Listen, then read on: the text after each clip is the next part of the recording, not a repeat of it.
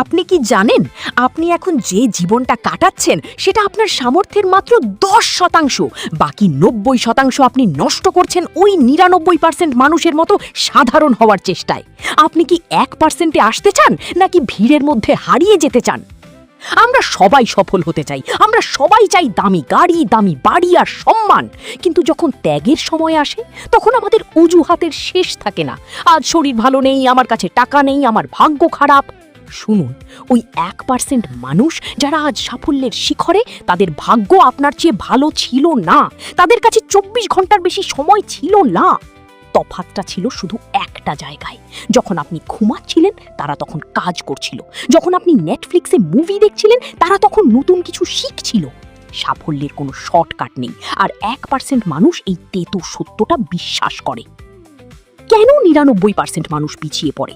কারণ তারা comfort zone বা আরামদায়ক জীবন ভালোবাসে। তারা এমন কাজ করতে চায় না যাতে কষ্ট হয়, যাতে ঝুঁকি থাকে। কিন্তু 1% মানুষের কাছে আরাম মানেই হলো মৃত্যু। তারা জানে পেশি তখনই বাড়ি যখন আপনি ভারী ওজন তোলেন, জীবন তখনই বদলায় যখন আপনি কঠিন সিদ্ধান্ত নেন। আপনার ভয় যেখানে শেষ হয়, সাফল্যের 1% সেখান থেকেই শুরু হয়। আপনি কি ভয়কে জয় করতে প্রস্তুত, নাকি সারা জীবন ওই নিরাপদ গর্তে লুকিয়ে থাকবেন? মোটিভেশন দিয়ে কাজ শুরু হয় ঠিকই, কিন্তু সাফল্য আসে ডিসিপ্লিন থেকে।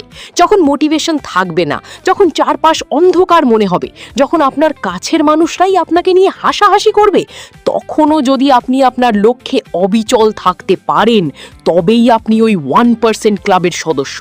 তারা সমালোচকদের কথায় কান দেয় না। তারা জানে সিংহ যখন শিকার করে তখন সে কুকুরের ঘেউ ঘেউ শুনে পেছনে তাকায় না। আপনার লক্ষ্য যদি বড় হয় তবে ছোট মানুষের কথায় কান দেওয়া বন্ধ করুন, নিজেকে শাসন করুন, নইলে পৃথিবী আপনাকে শাসন করবে। আজ রাত থেকে নিজেকে একটি প্রশ্ন করুন, আমি কি কাল সকালে একজন ভিকটিম হিসেবে জেগে উঠব, নাকি একজন ভিক্টর, বিজেতা হিসেবে? ভিড়ের অংশ হওয়া সহজ, কিন্তু 1% হওয়াটা সাহসের ব্যাপার। যদি আপনার রক্তে সেই জেদ থাকে তবে কমেন্টে লিখুন, আমি সেই 1%। আর আজ থেকেই কাজ শুরু করুন, কারণ পৃথিবী বিজয়ীদের মনে রাখে, অনুসারীদের নয়।